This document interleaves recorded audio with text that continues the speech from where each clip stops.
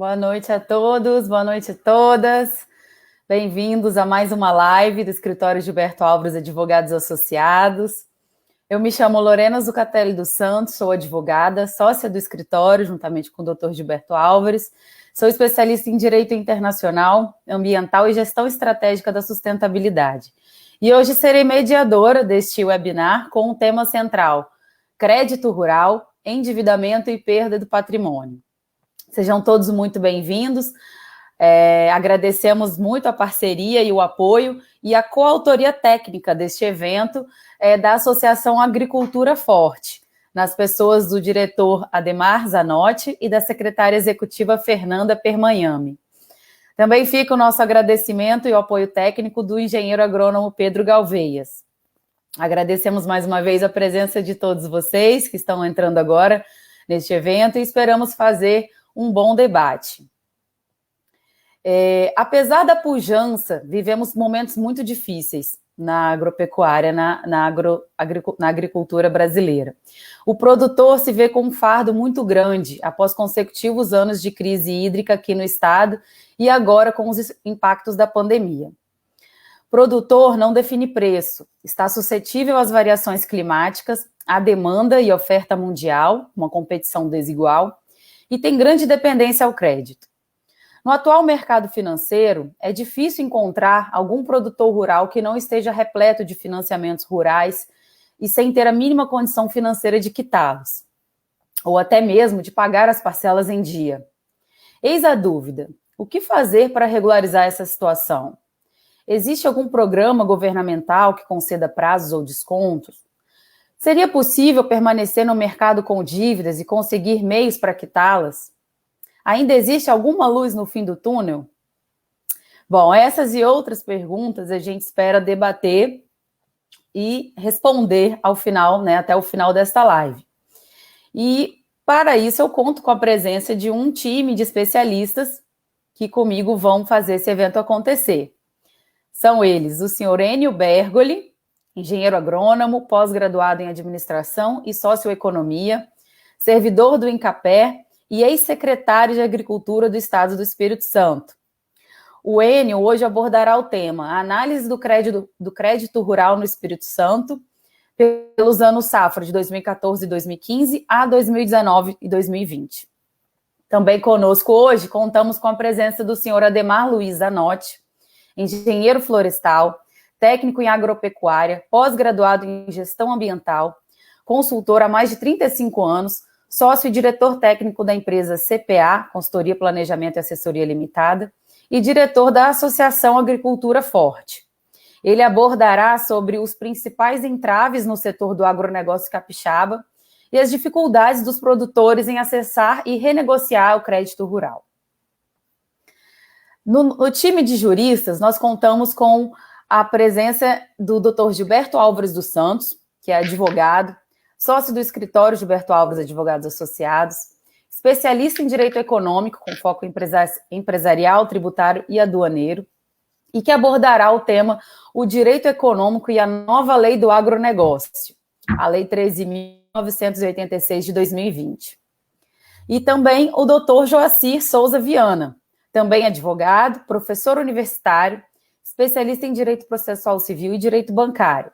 E ele abordará o tema final: conflitos nos contratos bancários e a realidade do crédito rural. Bom, com todos os presentes, eu gostaria apenas de lembrar aos ouvintes que nós emitiremos neste evento um certificado de presença pelo Instituto Insere. E para tanto, os interessados em receber esse certificado deverão se cadastrar no site www.gilbertoalvares.adv/inscrições, que aparece embaixo aí da nossa tela.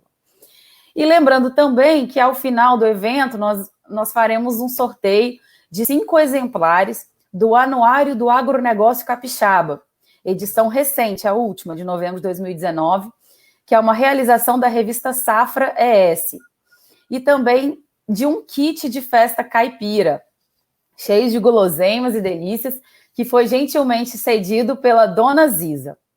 Depois também a gente vai apresentar esses produtos ao final para serem sorteados. E aqueles que estiverem inscritos participarão automaticamente do sorteio.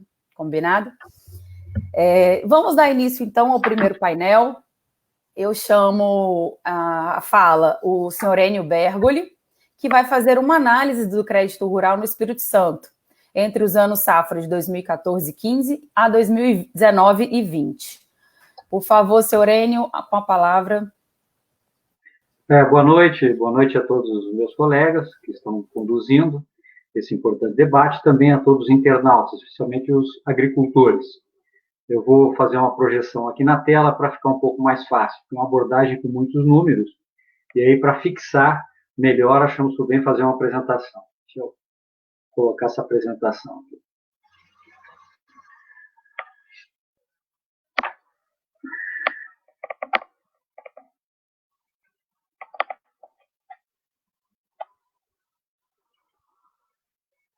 Então, vou fazer uma abordagem com relação aos anos safras de 2014 e 15 até 2019 e 20. Um ano safra, para quem não está muito habituado, ele vai de julho de um ano a junho do outro ano. Portanto, acabamos de encerrar o ano safra 19 e 20 e estamos já no início do ano safra 20 e 21.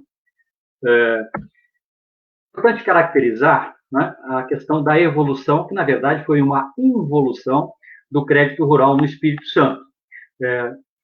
Relacionamos, né, os últimos anos com 2014 e 15, porque 2014 foi um ano normal de aplicação de crédito, né? 2014, de julho até junho de 2015. Nós tivemos mais de 2,7 bilhões de reais aplicados em crédito aqui no Espírito Santo. Depois o Espírito Santo vivenciou, a partir do início de 2015, com reflexo até 2017, a pior seca de sua história. E se esperava, obviamente, uma ampliação dos recursos de crédito, tendo em vista as dificuldades dos produtores, né, que deixaram de produzir. O Espírito Santo é caracterizado mais por lavouras permanentes, né, tipo cafeicultura, enfim, isso foi muito afetado. E que nós observamos que nesse período seco caiu muito. Se a gente pegar 2016, 2017, né, nós tivemos 1 bilhão de reais a menos em relação ao ano de 2014 e 15, né, de 2,7 para 1,7 bilhão. Se a gente somar o que deixou de ser aplicado, né, em relação ao ano 2014 e 15, né, nós chegamos a um número próximo de 3,5 bilhões de reais deixaram de ser aplicados em crédito rural nas diversas atividades agrícolas do Espírito Santo, tendo como base, como referência, o ano safra de 2014 e 15. Um outro ponto importante, né, dentre as modalidades de aplicação de crédito, se sobressaem duas: custeio e investimento. Normalmente, quando a gente tem intempéries de clima ou crises de preços baixos, que inclusive tivemos, né, especialmente para a cafeicultura e outros produtos, durante a seca, uma conjugação muito ruim para os produtores, se espera uma ampliação, inclusive, de recursos de custeio, porque os agricultores não têm condições de custear, dado o problema de seca ou de preços baixos. E até que em 2015 e 2016 houve um pouquinho de ampliação de recursos, né, de 1,4 bilhão para quase 1,5 bilhão, mas 2016, 2017, nós estamos com um nível muito abaixo de aplicação em custeio e justamente no período da seca, quando os agricultores mais tinham necessidade de crédito, esse crédito não esteve vulnerável, ou seja, para os produtores. Poderia até estar disponível, mas não chegou efetivamente nos produtores capixabas. Aqui, um indicador da modalidade de investimento. Investimento é aquela modalidade que é para vários ciclos, né? São máquinas, equipamentos, uma lavoura permanente de alta tecnologia, né? São recursos investidos que vão durar vários ciclos, né? O custeio é para um ciclo só de um ano, um ciclo só de produção. E aí a gente percebe uma queda muito brusca. Só lembrando que esses valores não estão deflacionados. Se a gente, né, colocar a correção da moeda, a queda é ainda maior, né, em relação a 2014 e 15, esse último safra, nós aplicamos apenas 626 milhões de reais de investimento, ante a quase 1 bilhão de reais, né, lá em 2014 e 15. Né? Então, tem uma queda de cerca de 37%. O que significa isso? Os nossos agricultores não estão investindo em modernização tecnológica. Significa que eles estão ficando para trás, em termos de competitividade, em relação a agricultores de outras regiões do país. Um outro ponto, esse talvez um indicador dos mais importantes, é o número de operações de crédito realizadas, o número de contratos. Né? Houve uma queda de cerca de 60%.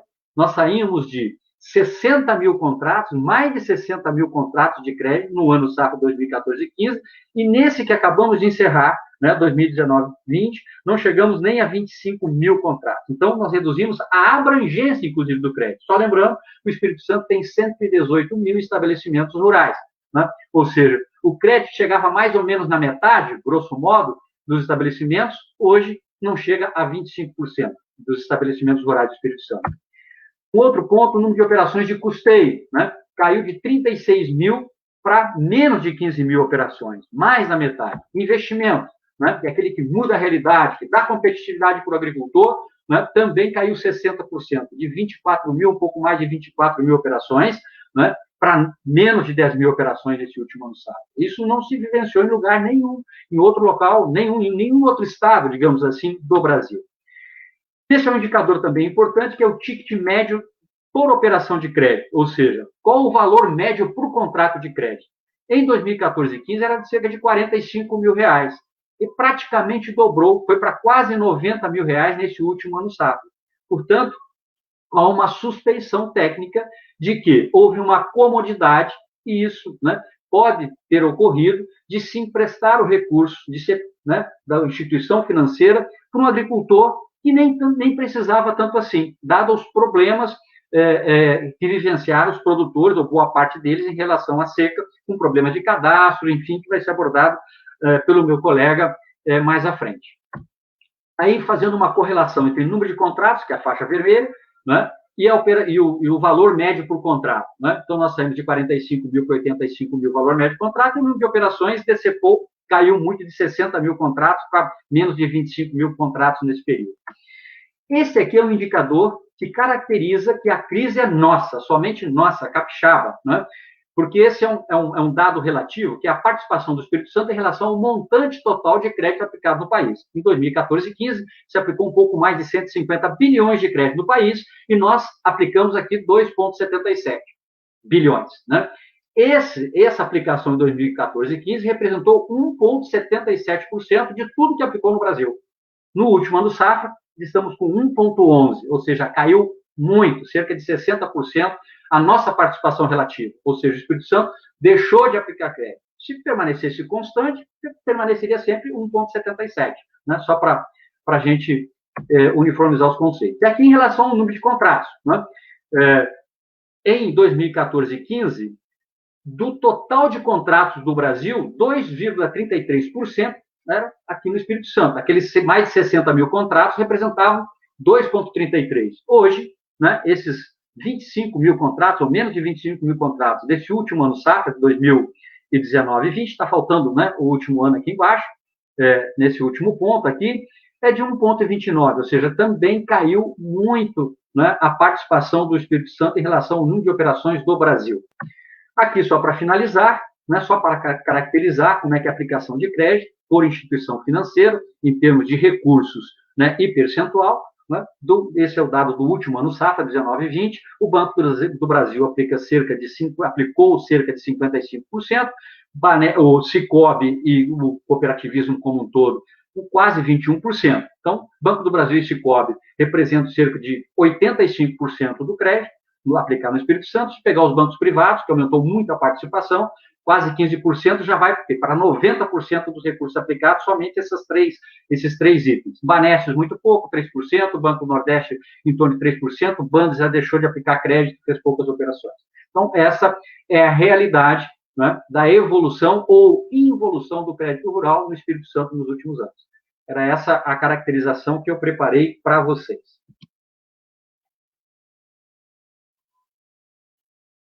Ótimo, Enio. Obrigada pela exposição. Oi. Vamos contar com a sua presença e seus esclarecimentos de algumas dúvidas que certamente surgirão até o final deste evento.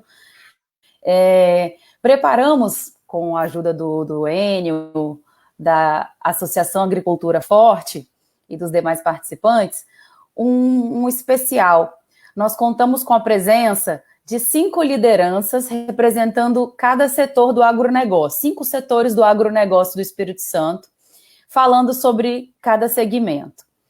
E vamos passar agora um vídeo em que fica claro tudo isso que o Enio expôs e o que será exposto logo mais, dos gargalos, dos entraves que esses agricultores, que essas lideranças estão passando no momento aqui no Estado.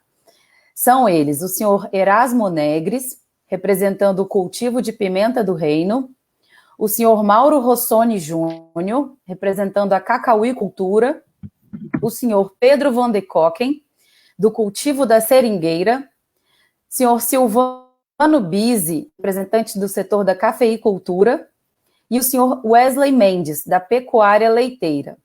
Agora nós vamos apresentar o vídeo com a fala de cada um deles. Só um segundo.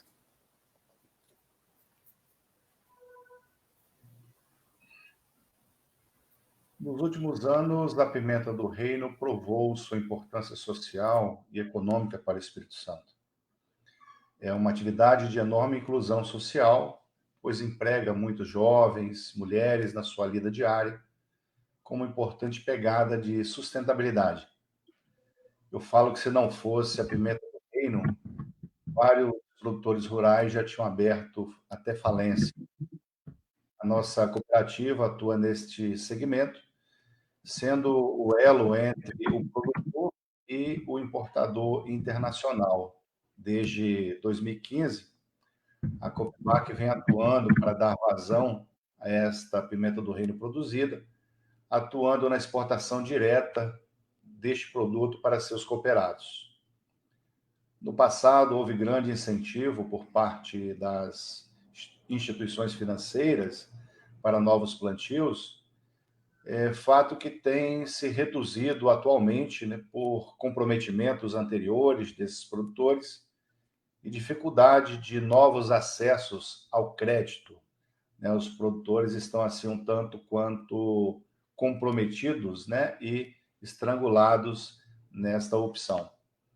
Mas nós temos confiança que a atividade da pimenta do reino, ela é uma atividade pujante, é uma atividade importante e que traz realmente uma sustentabilidade ao produtor rural.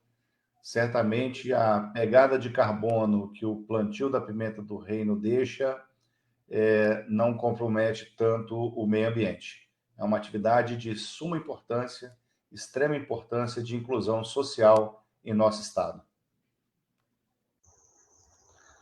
Olá, pessoal. Eu sou Maurinho Rossoni, representante da CAL e da Coopercal do Espírito Santo, engenheiro agrônomo, produtor rural, da área da cacauicultura principalmente. Estou aqui hoje contribuindo com vocês para falar um pouco da cacauicultura pós-crise hídrica, a cacauicultura que passou por uma série de problemas, principalmente na região do Baixo Rio Doce, no Espírito Santo, onde concentra aí, né, 85% da produção capixaba de cacau. Depois de um baque de uma vassoura de bruxa, no início dos anos 2001, 2005, com auge em 2008 da vassoura de bruxa em Linhares. Veio logo depois um problema sério dessa crise hídrica e agravado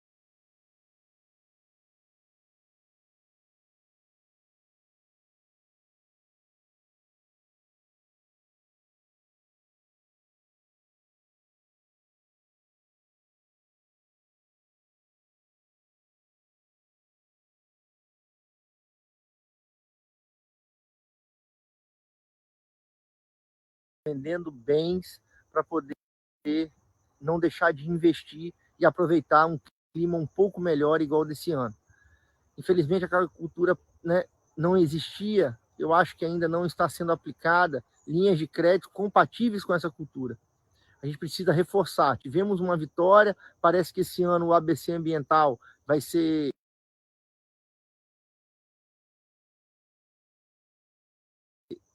vai ser possível o produtor acessar esse crédito para poder, assim, preservar a Mata Atlântica, principalmente do Baixo Rio Doce, plantar em harmonia com a natureza, fazendo a forma agronômica rentável e sustentável, mas ainda não está creditado. Precisamos fazer com essas linhas de créditos que precisam de ter longo prazo de pagamento, em torno de 10, 12, 15 anos para a cacauicultura, e principalmente com a carência acima de 5 anos com juros compatíveis. Isso não tem, tomara que esse ano aconteça, e tem tudo para acontecer. Agradeço vocês e estamos à disposição. Meu nome é Pedro Van der Kocken, sou diretor comercial da Evia Coop, Cooperativa de Seringalista Espírito Santo. Estou como presidente da Abrabor, Associação Brasileira de Produtores e Beneficiadores de Borracha Natural, para o biênio 2021. Esta crise do coronavírus se transformou numa pandemia, ela está afetando diretamente a cadeia produtiva da borracha natural, começando pelas montadoras de veículos, que reduziu drasticamente a venda de veículos, as pneumáticas, que não conseguem vender pneus para as montadoras, e as usinas, que também estão abarrotadas de borracha, que não conseguem vender para as pneumáticas. O produtor, consequentemente, está com a borracha no campo, nas suas propriedades, e querendo vender, e não tem para quem vender. Conclusão disso, os produtores se endividaram no passado, com seus projetos de plantios pela linha ABC, alguns com prestações vencidas, outros vencendo. Quem fez custeio de seringueira também estão com prestações vencendo ou vencidas. Então, veja bem, nesse período, a Abrabor, ela fez vários pleitos junto ao Ministério da Agricultura, né? E dentre esses pleitos, temos vários, que eu posso citar alguns aqui, como a prorrogação da MP 936, né? A prorrogação do auxílio-benefício de R$600, a priorização da borracha nacional pela indústria pneumática e de artefatos, né? E também o pedido de prorrogação dos empréstimos concedidos pelos bancos para os produtores de borracha natural, os empréstimos de custeio da linha ABC, né? E assim por diante. Meu nome é José Silvano Biso, produtor rural no município de Jaguaré, cafeicultor, representante da FAES na Comissão Nacional de Agricultura, juntamente à CNA. Fazer aqui um breve relato da atual situação da nossa cafeicultura nos últimos anos. Como é sabido por todos, nós passamos a pior seca da história já vivenciada no nosso estado. Em 2015, 16, 17, principalmente no norte e noroeste do estado do Espírito Santo, onde concentra a maior produção de café do nosso estado. Com essa estiagem prolongada, perdemos entre 60% e 100%, em alguns casos, da nossa produção, perdendo a nossa capacidade financeira, a nossa capacidade de investimento e a nossa capacidade de honrar os nossos compromissos juntamente às instituições financeiras e também ao setor privado. Com a volta das chuvas, graças ao bom Deus, houve uma recuperação significativa dos nossos parques cafeeiros, mas ainda o nosso produtor descapitalizado e sem capacidade de investimento não investiu o necessário para que pudéssemos ter a produção satisfatória e necessária para voltar a ter estabilidade. E para piorar, quando volta as chuvas, volta a ter produção, o mercado desaba. Há uma desvalorização significativa, né, do preço praticado pelo mercado, pela nossa mercadoria. Com isso, eu falo que passou a ser a seca verde. Você tem a produção, mas não tem preço. Com isso, nosso produtor continua em endividamento, continua descapitalizado, continua lutando, graças ao bom Deus, com chuva, mas sem recuperar a capacidade financeira suficiente para honrar os seus compromissos. Isso eu ouço todos os dias, em todos os locais que você vá, é a mesma conversa. Então, o modelo político, econômico que existe hoje pelas instituições financeiras, eu vejo que é impossível hoje o nosso produtor poder honrar esses compromissos junto a essas instituições, junto ao setor privado, a curto prazo. Nosso produtor está começando a recuperar a capacidade de investimento, acreditando um pouco mais, aplicando um pouco mais de tecnologia, de nutrição, de tratos culturais nas lavouras, sonhando em ter uma produção melhor no próximo ano, sonhando com o mercado reagindo, podendo agregar valor ao seu produto, ser mais valorizado para honrar seus compromissos. Mas no modelo que nós vivenciamos hoje, as taxas de juros, com os prazos, eu falo que é impossível o produtor honrar seus compromissos a curto prazo.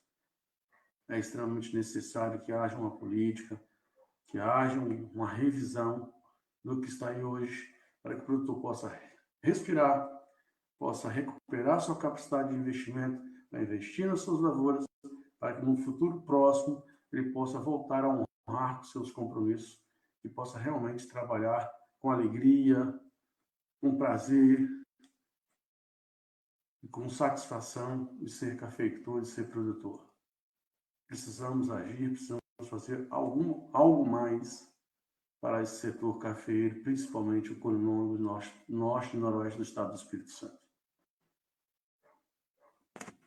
Estamos aqui à frente do Sindicato Rural de Cachoeiro de Itapemirim, onde mais de 70% dos nossos representados são pecuaristas de leite, de todo o sul do estado, tanto de cooperativas quanto de empresas, capital privado. Veja, a pecuária de leite não está vivendo um momento diferente do restante do Brasil no que diz respeito à negociação, à renegociação de dívidas. Veja, a gente percebe uma desconexão entre o que é decidido no âmbito federal e o que é de fato executado e disponibilizado aos produtores aqui, pelos agentes de crédito no âmbito local. Aquela palavrinha que vem escrito lá nas normativas de que fica autorizado a realizar, parece que não resolve. Esse é o nosso sentimento, é o sentimento dos produtores, é o sentimento de que a gente tem dificuldades de fazer valer essas várias decisões que a gente tem vivido durante esses anos todos.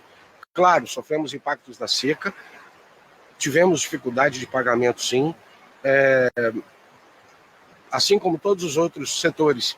Não houve retomada de crédito nesses 2 últimos anos passados, porém, conversando com vários técnicos que fazem projetos para os produtores, percebe-se que há um movimento de que agora, depois do último plano de safra, bem recente, 15, 20 dias atrás, alguns produtores de leite começam a procurar para investir em infraestrutura, galpões, pastagem, compra de animais. Isso tem acontecido agora, muito recentemente, mas vivendo ainda o impacto da não retomada de crédito em função do endividamento, assim como todos os outros agricultores e de todo o estado do Espírito Santo.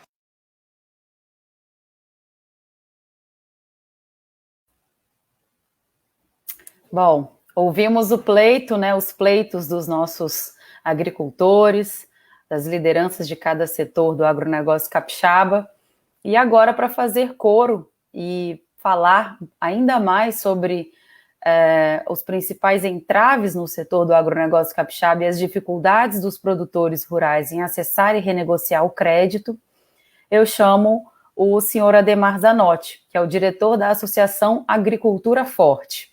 Ele vai fazer uma fala direcionada nesse aspecto. Por favor, senhor Ademar, com a palavra. Obrigado, Lorena. Boa noite a todos os participantes, todos os ouvintes. Parabenizar os produtores pelo dia 28. Vocês são a nossa esperança, vocês estão segurando essa batalha. Tudo que foi falado até agora vai resumindo naquilo que a gente vai conversar aqui, em função de que todos os setores colocaram 5 setores, os 5 setores com os mesmos problemas. Então, a crise hídrica ela foi o fator inicial, lá em 2015, porque tirou a capacidade de receita dos produtores rurais e, consequentemente, eles não tiveram como marcar os seus compromissos, até em função de que os recursos que tinham, eles teriam que reinvestir até para permanecer no campo. Diante disso, a Agricultura Forte procurou a superintendência de alguns bancos e eles prontamente fizeram uma prorrogação. O que isso quis dizer nesse período de prorrogação? Sabendo da crise hídrica, que não teria condição de pagar, eles transferiram a parcela vencida para o último ano, porque, consequentemente, se não o fizesse, eles teriam um prejuízo, aí ficaria pior. Então, foi bom para as duas classes nesse momento, a classe bancária e a classe de produtor. Daí para frente, o produtor começou a ter dificuldade de investir. Então, com os recursos dele, ele tinha a manutenção da lavoura, que já estava deteriorada pela seca, não aplicando um pacote tecnológico adequado em função do alto custo, porque os insumos são em dólar, e você vende o seu produto em real, e isso culminou com venda até de alguns bens, que não é da garantia, outros bens, para saldar algumas dívidas, e até mesmo de pegar café, no caso, muito exemplo aqui, café emprestado, pagando 10% até 20% ao seu vizinho, que tinha mais condições de pagamento. Diante disso, nós procuramos, através dos representantes nossos aqui, da nossa representante federal, algumas formas de resolver a questão da renegociação. Porque prorrogar é você fazer um adiamento do seu pagamento por um período pequeno, tipo custeio, por exemplo, ou de uma parcela. Renegociar depende muito mais da capacidade de pagamento de cada um. Essa renegociação ela tem que ser individual, porque cada produtor tem as suas características próprias e linhas de financiamento específicas para cada um e para cada cultura. Então, ela tem que ser individual. Então, renegociar é você mostrar a sua capacidade de pagamento, até onde você pode pagar, de que maneira você pode pagar. Nesse mesmo item, a gente recebeu as resoluções 4519, 4522, 4568, 4591, 4755. Assim como o Wesley disse, ela já vem assim, fica autorizado. Aí você chega no agente financeiro e ele diz assim, ok, eu estou doido para fazer, mas o recurso vem de onde? De qual fonte? De qual fonte vai vir o recurso? É do FAT, é do BNDES, é do PRONAF, é do FUNCAFé? Qual linha? Qual?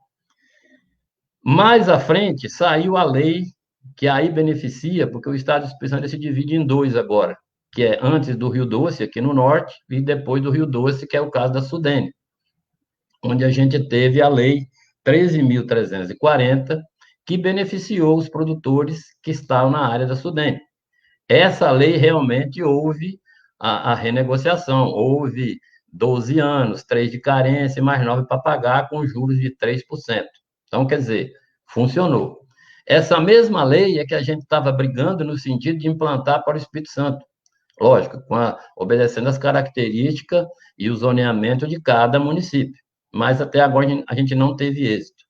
Então, tudo que é relacionado, que a Agricultura Forte relacionou com os agentes financeiros locais, a gente conseguiu uma prorrogação. Nós não conseguimos renegociar. As renegociações cabem a alguns produtores que entrou, ele não tem condição de pagar, e ele fez a renegociação da dívida dele. Então, essa é que é o grande problema, e o produtor está descapitalizado e está perdendo o valor do seu bem. Uma propriedade que valia R$1 milhão, hoje não vale mais R$1 milhão. Então, ele está descapitalizado, está perdendo a mão de obra familiar no campo, a sucessão, o jovem está vindo embora e está ficando mais idosa no campo. Quando você faz uma renegociação, você fica impedido de pegar novo financiamento, porque aí o banco vem com uma historinha, se chama classificação de risco, que ela é A, B, C, D, enfim, vai o abecedário todo. Quanto mais próximo do A, mais chance você tem, que é o seu capital em dinheiro e que é o seu capital físico, né, bens de garantias. Então, isso aí cria, e a sua dívida, isso aí cria uma condição de você ser classificado como risco. Ou seja, nenhum agente financeiro vem emprestar dinheiro ou aplicar o dinheiro na agricultura no sentido de perder. Isso aí não é uma equação sine qua non do banco. Nessa outra modalidade, em que os bancos, que foi falado também aqui nos vídeos, em que a gente obedece à lei do Manual de Crédito Rural, que é num tripé, né, que tem que ser suficiente, oportuno e adequado. Nem sempre os créditos obedecem esse tripé. Alguns são liberados em função da localidade, outros em função da atividade, e às vezes o dinheiro que é liberado não atende à necessidade agronômica daquele produtor. Diante desse fato, dessa liberação, que ela é meia complexa, chega a lei do Manual de Crédito Rural. Aí os bancos criam as instruções internas, normas bancárias. É aí que entra o problema. Não, o crédito chegou aqui para ser aplicado, mas nós temos uma norma bancária que você tem que fazer um depósito de 3% de fundo de liquidez.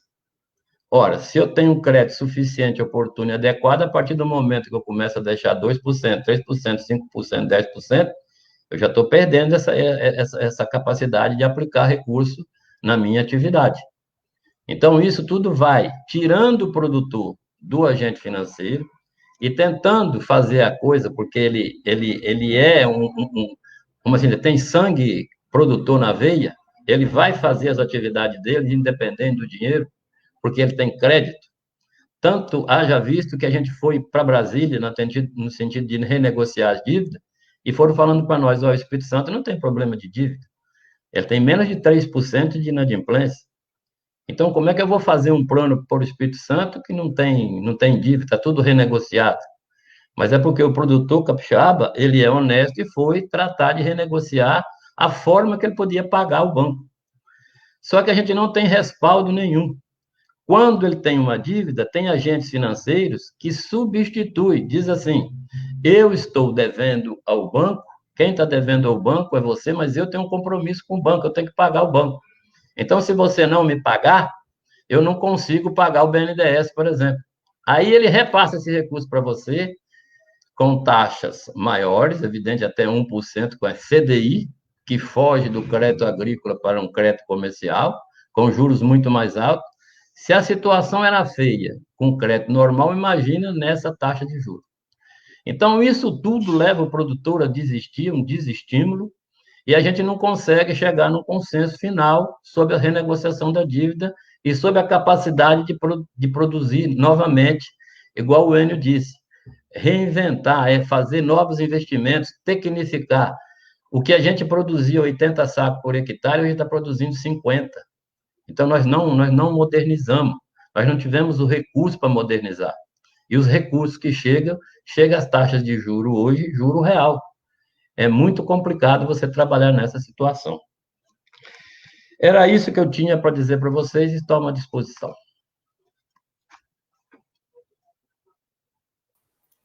Ótimo, seu Zanotti, muito obrigada pela sua exposição.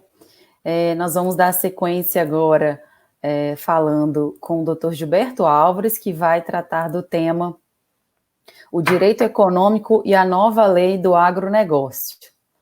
Doutor Gilberto, se o senhor já estiver pronto, eu lhe passo a palavra para falar sobre a nova lei do agro. Então, doutora Lorena, agradeço aí a Associação Agricultura Forte, né? Agradeço nosso grande e eterno secretário de Agricultura, Enio Bergoli, pela sua capacidade de estar sempre acompanhando de perto a situação do produtor capixaba, nosso amigo Ademar, pela Associação de Produtores Agroforte, e doutor Joaci, que já é uma pessoa da nossa parceria e que é um grande conhecedor e profundo conhecedor da situação do direito bancário. Bem, o que eu tenho para trazer hoje aqui? A lei nova que surgiu em abril de 2020 agora, chamada Lei do Agronegócio, né? Ela teve como objetivo criar o crédito. Ela se voltou para o crédito. E com isso ela criou um ambiente para o crédito. E o que é um ambiente para o crédito? O ambiente para o crédito é ferramentas de garantia e o crédito propriamente dito. Nesse sentido, o que nós passamos a ter de novo e que pode sim, neste debate, ser uma luz ao fim do túnel a ser construído pelas entidades de classe e pelos próprios produtores. Primeiro, ela trouxe o Fundo Garantidor Solidário, o FGS. O Fundo Garantidor Solidário, é um instrumento para garantia mútua de débitos entre produtores. 2 ou mais produtores podem se unir junto com um credor e junto com um garantidor, e aí constituir um fundo que vai dar uma garantia às operações daquele grupo de produtores. Ela é uma garantia excedente às garantias já existentes, mas ela permite uma coisa importante. Ela permite mais liquidez e permite diminuir as taxas de juro. Esse é o objetivo. Por quê? Porque, supostamente, o banco, que só enxerga o resultado e o lucro, ele pouco importa com a política agrária brasileira, ele, então, não vai querer saber de ter ameaças. Outra coisa importante, né? Ela vai servir para novas dívidas, então você vai construir um projeto de inovação tecnológica na sua propriedade, nós vamos poder ter essa parceria efetiva do Fundo Garantidor, ela vai servir para investimento em infraestrutura de conectividade, de comunicação no interior, e ela vai, mais do que nunca, poder ser constituída, esse fundo, para as dívidas existentes e já renegociada em condições desfavoráveis ao produtor. Produtor que saiu de um financiamento de 3%, 4% e foi para 6%, 8%, 10%, 12%, isso vai ser impraticável para ele, não vai ter produção e resultado de safra que vai fazer ele honrar esse compromisso. Bem, além do FGS, a nova lei ela trouxe uma nova cédula imobiliária rural, que é o CIR. E junto com ela, trouxe também uma inovação para a garantia, que é o patrimônio imobiliário rural em afetação, que é um instrumento garantidor daquele crédito que o produtor vai tomar. A nova cédula imobiliária rural, ela é um novo título de crédito. Então, eu pego minha terra, faço uma parte dela ao tamanho do que eu quero de crédito, e a partir daí, emite-se esse título de crédito para que eu possa, então, tomar o crédito e realizar as minhas operações de investimento. A garantia é o próprio patrimônio rural do proprietário. E aí é uma diferença de todos os demais créditos que até então existiram. Que é o quê? Você precisa ser o proprietário rural para você ter acesso a essa nova cédula imobiliária rural, mas que quem tem vai poder não mais entregar toda a sua terra para o empréstimo pequeno, né, desproporcional, então ele vai tomar 1 milhão e tem que entregar 10 milhões de terra, né? Ele vai poder pegar 1 milhão de terra e entregar, e ele vai ter 9 milhões de terra para poder contrair outros financiamentos e outros créditos que, porventura, ele tenha necessidade. Outra inovação foi que, na cédula de produtor rural, o chamado CPR, criou-se o CPR, para quem não sabe, é também uma cédula de crédito que é como fosse um instrumento de compra e venda. O produtor tem o produto, então ele fala, ó, eu tenho um produto, vou vender, me emite uma cédula de crédito pela venda desse produto. E o que acontece de novo foi que essa cédula ela também vem com um caráter financeiro. O produtor não mais vai fazer uma operação de compra e venda. Ele vai entregar o seu produto apenas como garantia, como lastro, mas ele vai tomar o dinheiro e o banco ou o financiador ficará com aquela garantia até que ele pague ou quite as operações. A lei também tratou de subvenções diversas para o agronegócio, ela autorizou, inclusive, modernizando a forma de escrituração via eletrônica, né, e também a forma digital de realizar os contratos rurais. Ou seja, o produtor não tem que sair lá da onde que ele está para vir aqui assinar aquele monte de papel, não. Ele entrega esses papéis digitalmente e assina os contratos digitalmente. Isso vai dar celeridade, vai dar agilidade e vai diminuir todo e qualquer distanciamento que a gente possa ter com o crédito. Outro elemento que a lei traz é a visão de que, cada vez mais, a atividade do agricultor brasileiro e do agricultor capixaba passa a ser algo financeiro, passa a ser um produto financeiro. E cada vez mais os instrumentos do sistema financeiro nacional vão ser encontrados nisso aí. Mas outro problema que eu quero trazer aqui é do chamado método de coerção que os bancos têm usado com os produtores. E eu vou dizer de cara iniciando. É ilegal a negativação do nome do produtor rural de boa fé. Produtor rural que pegou empréstimo rural para fazer investimento na sua propriedade, se ele teve dificuldade de pagar, ele não pode ser negativado em hipótese nenhuma. Por que que não? Aí vem uma coisa muito importante. Primeiro, pela relevância da agricultura. A agricultura ela serve para produzir alimentos para todos. É um instrumento de política agrícola, é um instrumento constitucional. Sua participação na formação do produto interno bruto é inquestionável, mais de 30% da participação no produto interno bruto do Brasil. Ela gera muito emprego, ela gera renda e tem boa fama no mundo. Ela leva o Brasil para o mundo com uma visão muito diferente. E, sem dúvida nenhuma, nós temos na agricultura um risco que é da atividade agrícola, não é do produtor. Como a atividade agrícola é um status constitucional, é um dever do Estado garantir a produção agrícola, então não dá para confundir a atividade do produtor, que leva a risco natural de tempestade, de secas e outros mais, com o produtor que é de boa fé, um bom caráter e que honra seus compromissos, como bem falou a Ademar aí. Bem, em proteção, nós temos o artigo 6º da Constituição Federal que diz: a alimentação é um direito social que o Estado deve garantir a todos. Bem, se o Estado deve garantir pela Constituição a alimentação a todos, o Estado tem que ter seus deveres. Primeiro dever, definir a política agrícola. Segundo, organizar e abastecer a sociedade. Terceiro, fomentar a produção agropecuária e fornecer o crédito rural. E mais do que nunca, proteger o produtor, que é peça-chave na política agrícola. O produtor ele é uma ferramenta na mão do Estado para que a política agrícola aconteça, para que o alimento que o Estado é obrigado a garantir, sustentar e dar segurança a toda a nação, quem realiza é o produtor. Então eu não posso pegar aquele que é a principal ferramenta da minha política, da sociedade, e dar a ele uma situação de ficar chicoalhado, de ficar exposto ao ridículo, né? E essa mesma proteção constitucional, ela vem sendo traçada pelas leis. Mas como a Ademar fala, né, e o Enio expôs, não é respeitado pelos bancos. O caráter de relação dos bancos não é de ser essencial, porque ele não entende a política agrícola como algo importante para aquele produtor.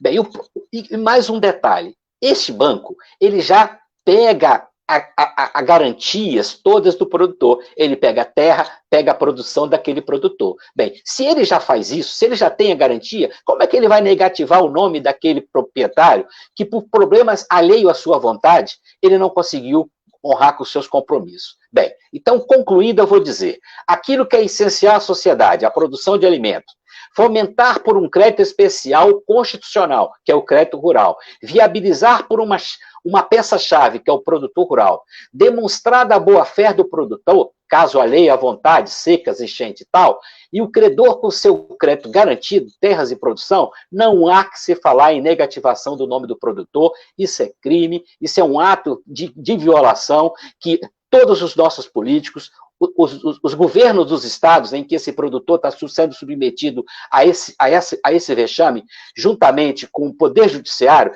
tem que agir. O Ministério Público Federal tem que agir, tendo em vista que a política agrária, juntamente com o financiamento, faz parte da política nacional, faz parte da União, faz parte do Estado federado. E o Ministério Público não pode, até hoje, como está, inerte a essa situação que o produtor vem vivendo.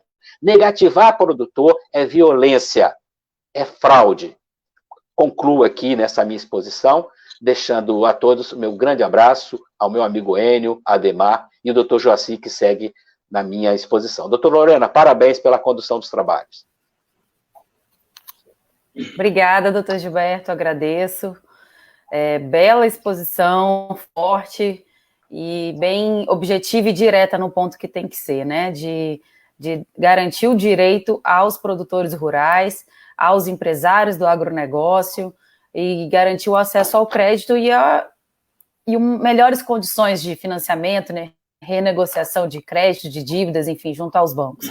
Esse é o grande objetivo do nosso evento e das nossas exposições de hoje. Bom, com a sequência, finalizando a nossa live, nós temos a palestra do Dr. Joaci Souza Viana. Ele vai falar sobre conflitos nos contratos bancários e a realidade do crédito rural.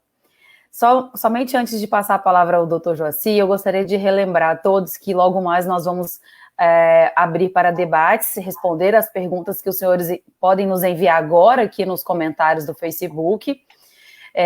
Também vamos fazer o sorteio dos exemplares do anuário do Agronegócio Capixaba e da mesma forma do kit da Festa Caipira cedido pela Dona Ziza.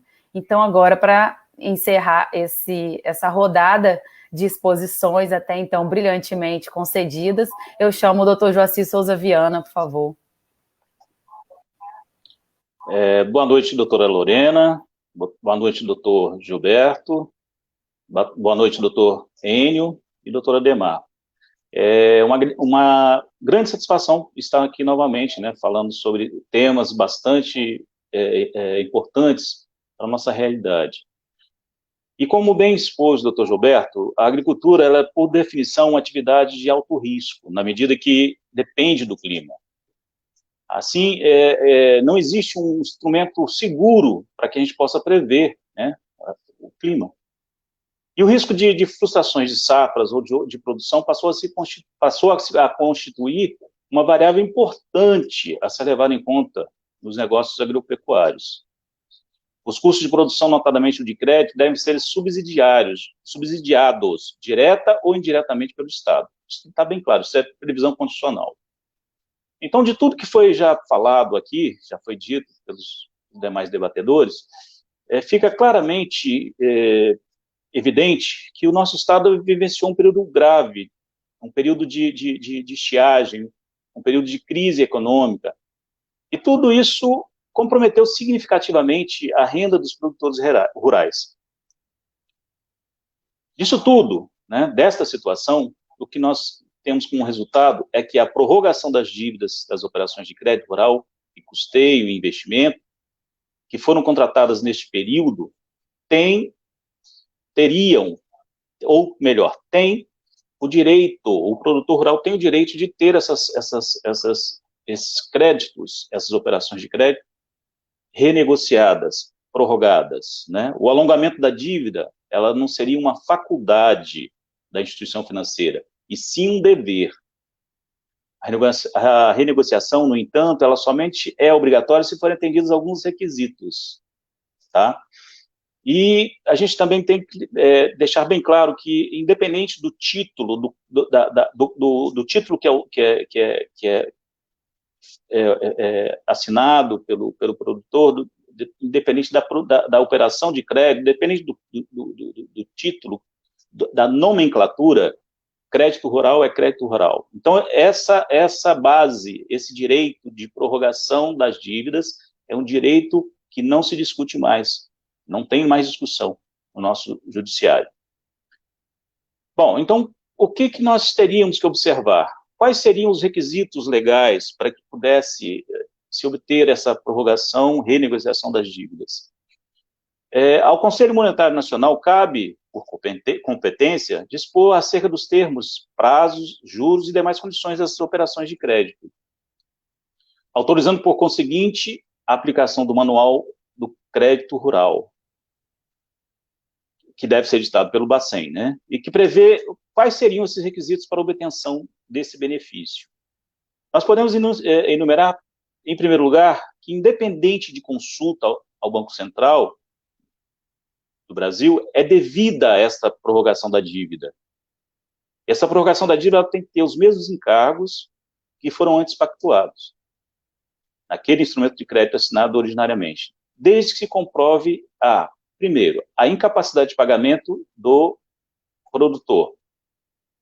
E essa incapacidade de pagamento, ela tem que ter como consequência, em primeiro lugar, dificuldade de comercialização dos produtos, frustração da safra por fatores adversos, no caso específico do nosso estado, o fator climático, eventuais ocorrências prejudiciais ao desenvolvimento das explorações. Então, se nós tivermos qualquer desses requisitos, qualquer desses itens efetivamente ocorridos, nós temos aí o direito do produtor obter a devida prorrogação da dívida, renegociação da dívida. Então, comprovada a incapacidade de pagamento dos débitos em virtude das consequências indicadas pelo Manual de Crédito Rural, impõe-se a concessão dessa prorrogação da dívida. Então, quando a gente fala renegociação, prorrogação e alongamento, nós podemos dizer que nós teríamos basicamente as mesmas situações. E além desses requisitos, o que nós podemos observar é que os nossos tribunais pátrios entendem, além desses requisitos que já enumerei, também os seguintes requisitos: a prova de requerimento administrativo.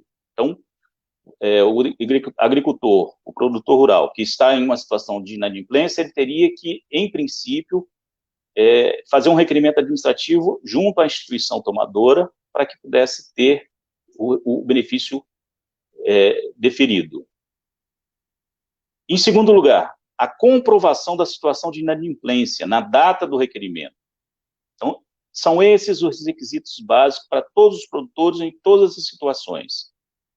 Assim, portanto, a prorrogação da dívida rural constitui um direito do devedor e não uma faculdade conferida à instituição financeira. Para tanto, cabe ao devedor, além do preenchimento das condições legais impostas, comprovar que realizou o requerimento administrativo junto à instituição financeira e que houve essa recusa, né? Uma vez que o benefício não se aplica de forma automática. De tudo que foi dito, de tudo que nós já conversamos antes da live, né, entre nós, fica bem claro que existe uma dificuldade muito grande dessa renegociação. Em primeiro lugar, fica bem evidente o desvio de finalidade. Em algumas situações que foram enumeradas pelo seu Ademar, o banco chama o produtor rural e diz para ele que tudo bem, vamos renegociar, mas você vai ter que fazer uma nova linha de crédito.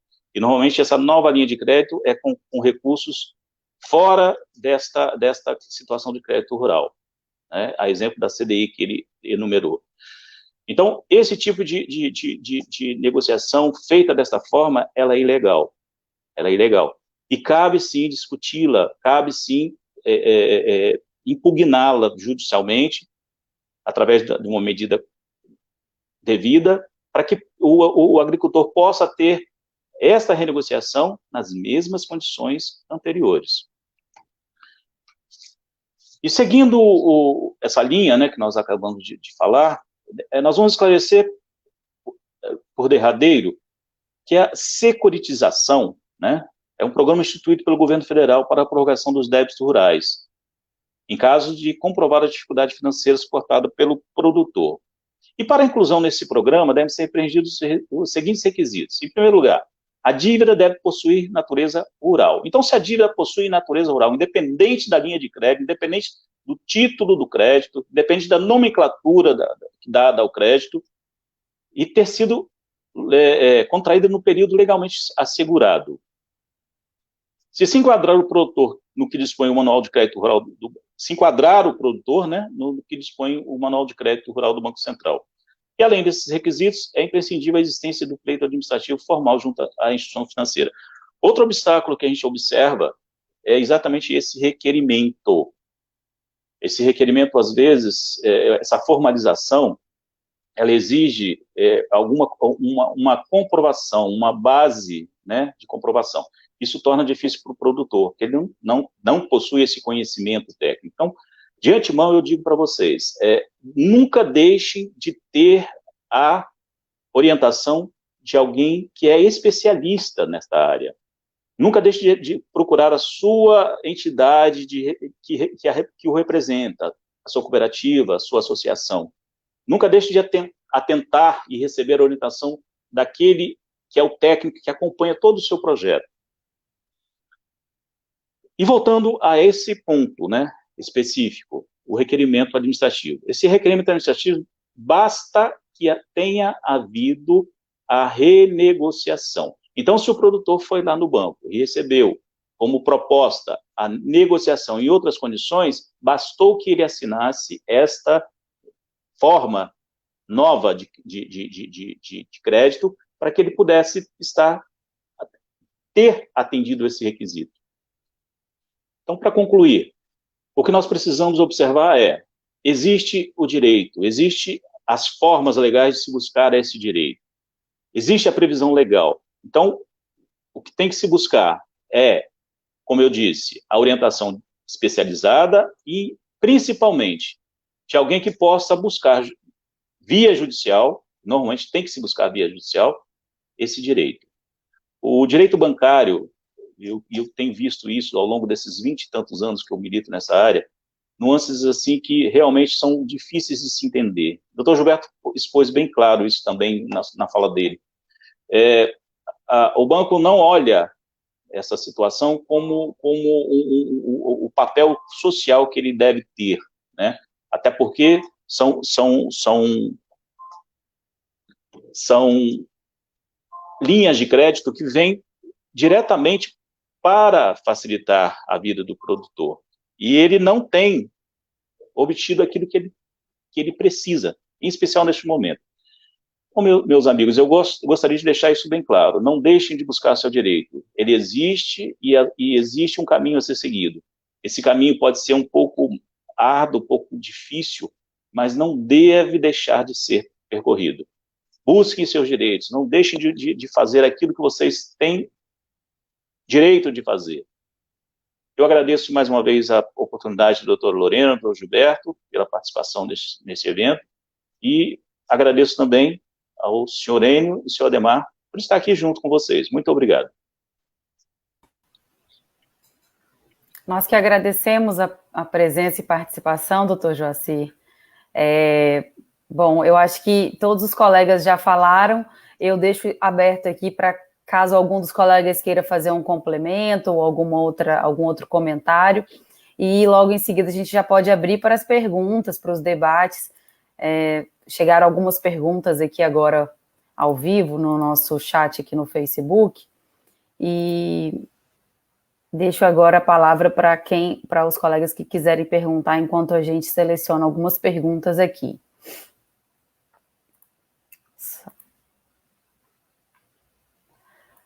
Bom, tem uma pergunta aqui da Letícia Simões. É o seguinte: quando temos um produtor que é usufrutuário da terra, ou seja, não é mais o dono, pois já passou a terra para os filhos antes de tomar qualquer crédito, e se esse produtor, por todos os reais motivos expostos aqui, não conseguir honrar com seus débitos, o banco pode pegar a terra dos filhos como garantia sem a autorização dos mesmos? Essa é a pergunta da Letícia Simões. Não disse de onde que é. Algum dos colegas quer responder? Doutor Lorena, eu posso responder, mas antes disso, eu vou dar a palavra ao Enio, que eu acho que ele tem um comentário importante a fazer antes da pergunta.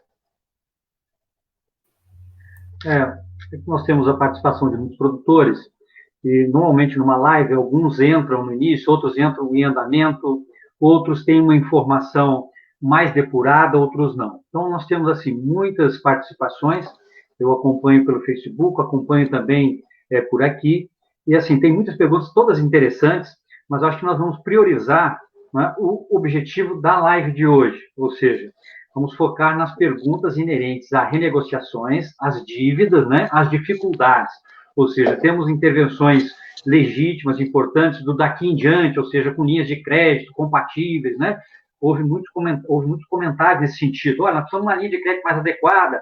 Ok, acho que podemos depois fazer, inclusive, uma live nesse sentido, de ter linhas de crédito compatíveis em termos de carência, né, e capacidade de pagamento, mas isso é o daqui para frente.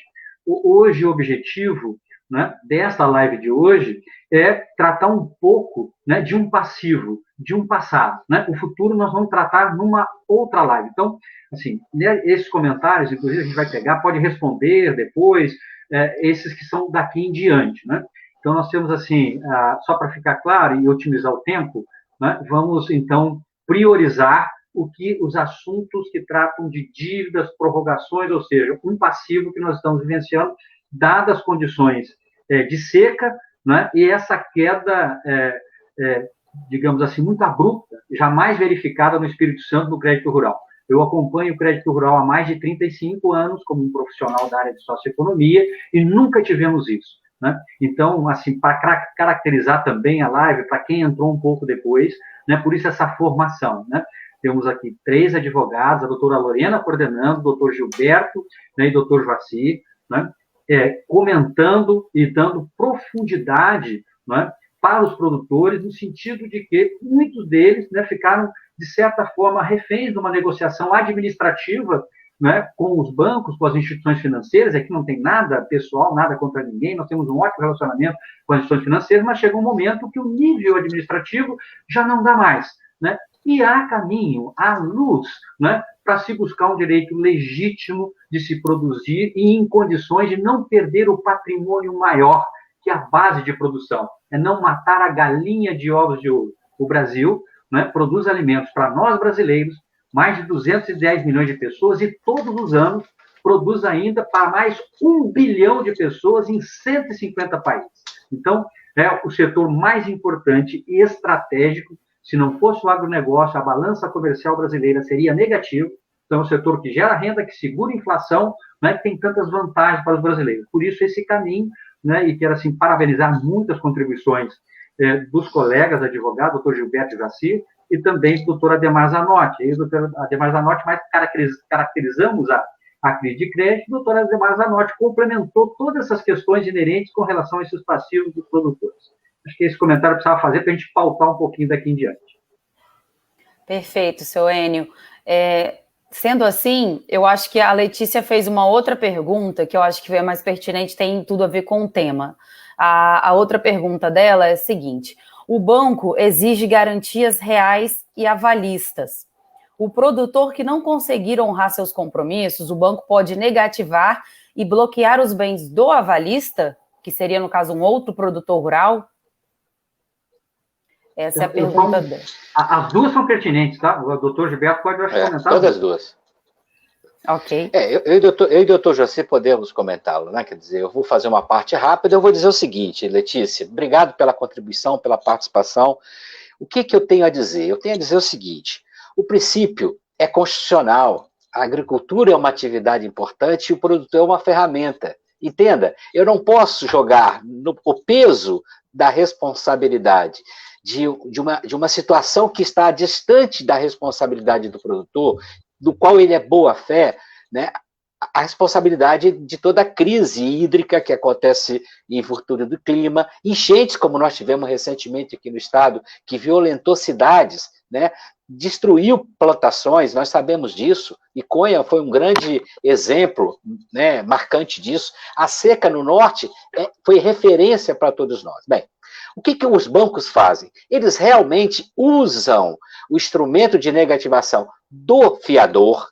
Primeiro ele faz isso para fazer a pressão sobre o comprador, sobre o devedor, né? Sobre o produtor que, em condições adversas à vida dele, ele não está podendo honrar com o seu compromisso.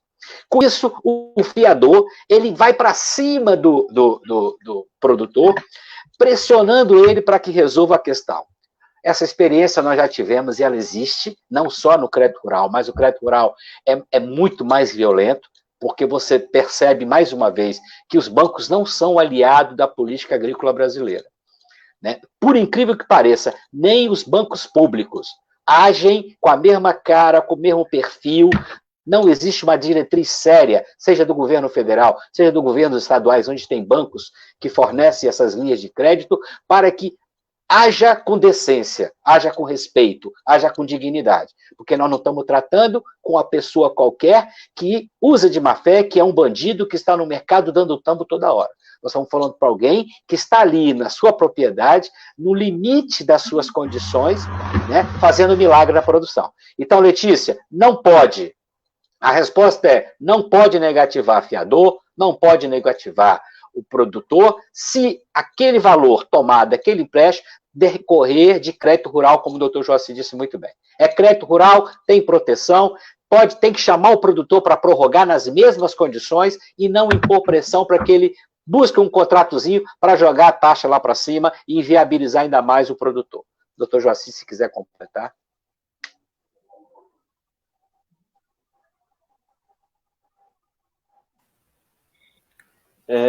Eu gostaria só de fazer uma complementação do que o Dr. Gilberto colocou e lembrar bem claro, que já foi dito aqui anteriormente também pelos outros debatedores. Esse tipo de crédito, ele basicamente ele já está extremamente protegido por garantias reais, por garantias que comprometem, inclusive, a própria propriedade do produtor.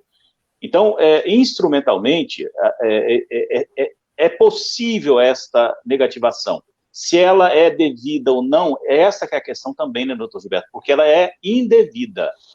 Em função de que existem outras formas de se cobrar o crédito e outras formas de se obter a resolução desse crédito em razão das garantias que já foram dadas. Então, se acontecer, busque seu direito, busque a via correta para que você faça valer.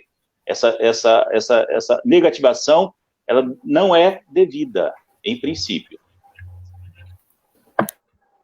Ok, tem outras perguntas aqui que foram nos enviadas por membros da Associação Agricultura Forte, que vão bem nessa linha. É a seguinte: o que o produtor pode fazer quando a instituição financeira diz que não há a opção de prorrogação? Aí ela pergunta logo na sequência: o banco pode negativar o produtor mesmo quando ele já demonstrou interesse em prorrogar e apresentou sua capacidade de pagamento? Creio que essa última parte os doutores já responderam, né? Então, refaço a pergunta aqui. O que o produtor pode fazer quando a instituição financeira diz que não há opção de prorrogação? E ainda, é legalmente possível fazer novos contratos para quitar os anteriores? Se o doutor Gilberto me permite, eu gostaria de iniciar a resposta, que é especificamente a minha área de atuação. Veja bem, como nós já dissemos anteriormente, o requisito básico para que a renegociação, prorrogação, alongamento da dívida, eu coloco essas três palavras todas no mesmo nível, porque o tratamento tem que ser dado, é o mesmo. Então, é um direito do produtor ter esse benefício de prorrogação, alongamento e renegociação, nas mesmas condições da contratação anterior. Primeiro requisito, como eu disse lá atrás, é fazer o requerimento administrativo. Então, formalizar esse requerimento, isso deve ser formalizado. E pedir uma resposta da instituição. E, normalmente, eu sei que isso é complicado e é difícil. Então, se você não está conseguindo fazer isso, você pode comprovar isso através de um e-mail, através de uma carta, através de um comunicado por escrito. Formalize isso e exija a resposta. Se tiver essa resposta e essa resposta vier negativa, você pode buscar, sim, as vias judiciais para que você possa fazer valer esse direito. O importante é você ter realizado este requerimento, você ter feito essa solicitação à instituição. Então, o produtor, continuando a resposta da pergunta, ele pode fazer novas renegociações para anteriores? Não deve refazer. Porque o que acontece é exatamente isso, você renegocia, você faz nova dívida, e muitas das vezes com linhas de crédito diferentes do crédito rural, que torna a dívida impagável. Então, a orientação é essa: tente a renegociação, busque a instituição, exija que seja realizado este benefício previsto em lei, e se não for feito, busque a via judicial. Você tem esse direito. Eu só quero completar dizendo o seguinte fato. Para o banco, não interessa a ele manter as mesmas condições que foram negociadas no contrato originário. Por isso que eu ouvi o Enio falando aí, poxa, põe um produtor como refém. O Ademar falou, nós somos enquanto associação para discutir esse assunto, eles disseram, não quero associação, eu quero refém, eu quero aquele que vai sentar na frente do profissional bem treinado pelos bancos, para dizer, não tem condições. O sujeito está quase chorando ali porque ele achava que ele tinha condições e o banco está dizendo que não, né? Então, assim, os bancos não querem, porque não interessa para eles. Eles querem sempre estar enfriando mais fatia de juros naquele crédito. e se prorrogar ou renegociar nas condições da lei, ele não terá essa fatia mais. Ele está dizendo o seguinte, eu estou com toda a minha estrutura aqui para poder ajudar esse produtor e eu não vou ganhar nada. Né? É aquela coisa bem agiota, né? Que se torna até ridícula quando você tem um profissional, e os profissionais de banco não gostam disso, tá? A maioria deles são críticos. Quando você faz um comentário e diz, mas isso é um absurdo, ele fala, doutor, me desculpe, mas essa é a regra do banco.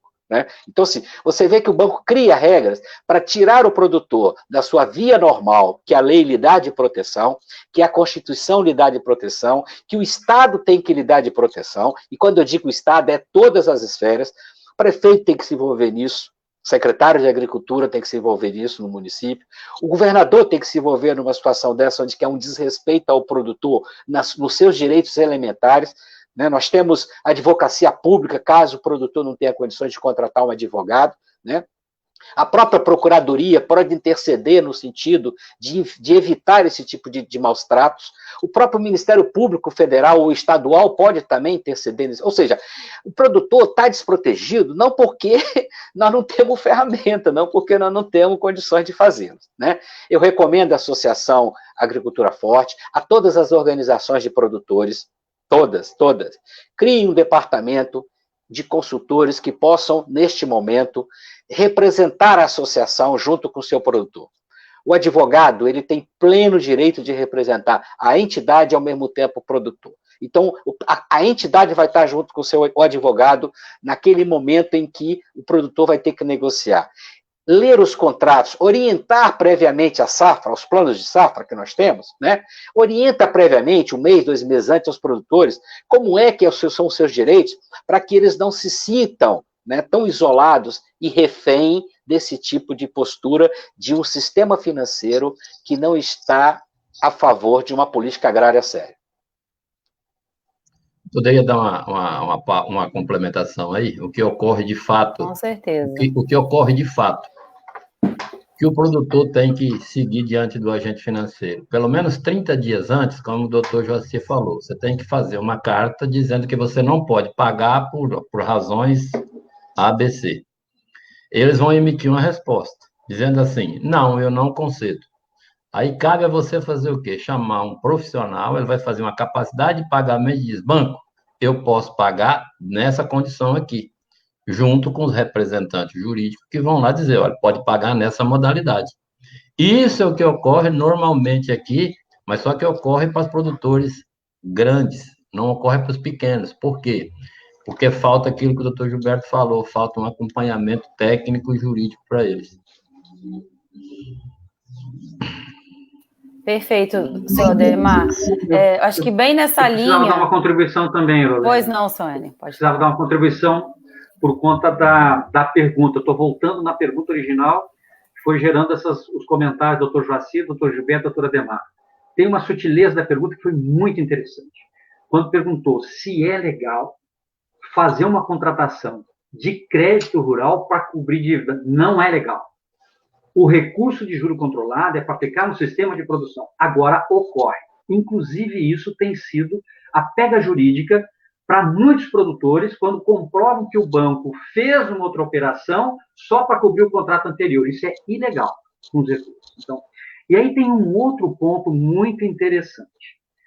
Eu falei com relação ao ano safra, ele começa em julho de um ano e termina em junho do outro. O que nós vivenciamos nos últimos tempos aqui no Brasil? A taxa Selic de juros, que é a taxa referencial do governo, caiu, hoje está em 2,25. E as taxas de juros, né, para as 3 principais categorias de produtores, para agricultor familiar, para médio produtor e para as outras categorias, grandes empresários, essas taxas caíram. Então, por exemplo, vou dar um exemplo claro, né? As taxas para a agricultura familiar variaram de 3% a 4,6% ao ano. Nesse ano safra que começou agora, varia de 2,75%, dependendo da linha, até 4%. Né? O médio produtor, que era 6% ao ano, a maioria das linhas, caiu para 5%. E o grande, que era 8%, caiu para 6%. Então, tem mais uma pega ainda. Já não é nem interessante. Ao corrigir uma dívida de um contrato passado, nós vamos dizer que a taxa agora seja menor, porque vai ser uma contratação, um dinheiro novo e que as taxas já estão menores. Ou seja, vai ser até melhor para o produtor, né? Então, isso tem que ser considerado também. Ou seja, manter a taxa original, neste momento, já nem é bom porque as taxas caíram. Né? E contratos de 2014, 15, 16, 17, 18 até 19, eles têm taxas, inclusive, superiores às vigentes do país. É só um comentário em relação à pergunta original. Veja bem, o que a gente tem que avaliar nesses casos é sempre contrato por contrato, lamentavelmente. Existem regras gerais que vão se aplicando ao caso a caso, né?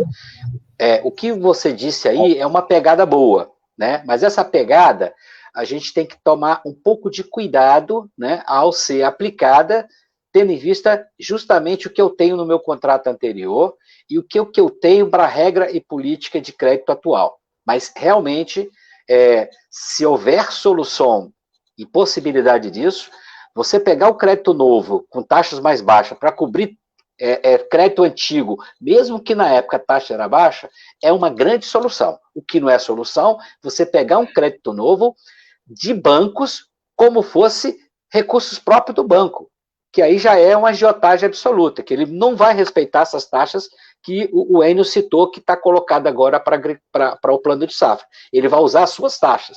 Então, ele não vai querer falar, tem aqui, meu amigo, você é muito bom, tem 2,5% aqui para a agricultura familiar, para os assentados, por exemplo, você pode renegociar, pega esse dinheiro e paga aquele lá. Não. Ele vai querer dizer, eu só renegocio com essas condições e essa taxa. Por isso que o produtor tem que ficar atento, e por isso nós temos que estar sempre atento também à base do contrato. O que está dizendo e como é que eu posso fazer o link, e a sacada do Enio foi muito importante. Só lembrando que essa é a origem do problema maior, que são duas, né? Uma é quem está com passivo que não conseguiu renegociar nada, está lá no banco, não pega dinheiro e está caminhando para a judicialização. E o outro, né? O outro grande problema, objeto dessa live, é quem saiu de uma taxa de juro controlado, foi lá no banco, e o banco, enfim, liberou um dinheiro fora de juro controlado, ele saiu de uma taxa de 4, 5, 6% ao ano, passou a pagar 1% ao mês. São os dois casos. Esse é o objeto da nossa discussão, permeia exatamente esses dois pontos. Eu acho que dando sequência e até confluindo muito bem com tudo que está sendo falado, veio a pergunta do senhor Wesley Mendes, que é um produtor rural aqui do setor da cafeicultura, né, que falou mais cedo no vídeo que foi transmitido. Pecuária de leite. Pecuária de leite, desculpa, eu me confundi. A pergunta dele foi o seguinte: os produtores rurais têm, culturalmente, muita dificuldade, seja na negociação administrativa, com amparo jurídico especializado, ou na judicialização de lançar mão dessa opção. Eu acho que ele está se referindo à renegociação e tudo mais. Sendo assim, como nós, representantes do setor, podemos motivar o produtor nessa direção, a fim de evitar sua perda de patrimônio ou que ele desista do negócio?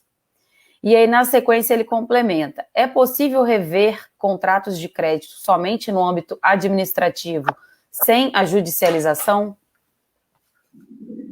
Posso assim, eu acho que o Wesley, assim, só minha opinião, ele acho que fez essa pergunta, talvez depois do meu comentário, antes do debate. Ou seja, nós estamos justamente nessa live fazendo um caminho para quem, digamos assim, para o agricultor que já está esgotado, ou negociou mal, ou está esgotado, ou seja, não dá mais administrativamente. Por isso nós estamos com 3 advogados aqui. Ou seja, se um agricultor, né, está com crédito na situação e não consegue fazer nem administrativamente, nem buscar apoio jurídico, então, quer dizer, ele está fora do negócio dele. Ou seja, tem sempre 2 caminhos na vida. Um caminho é conversar, dialogar, que é o melhor, né, na parte administrativa. Só que, para muitos agricultores, isso já se esgotou.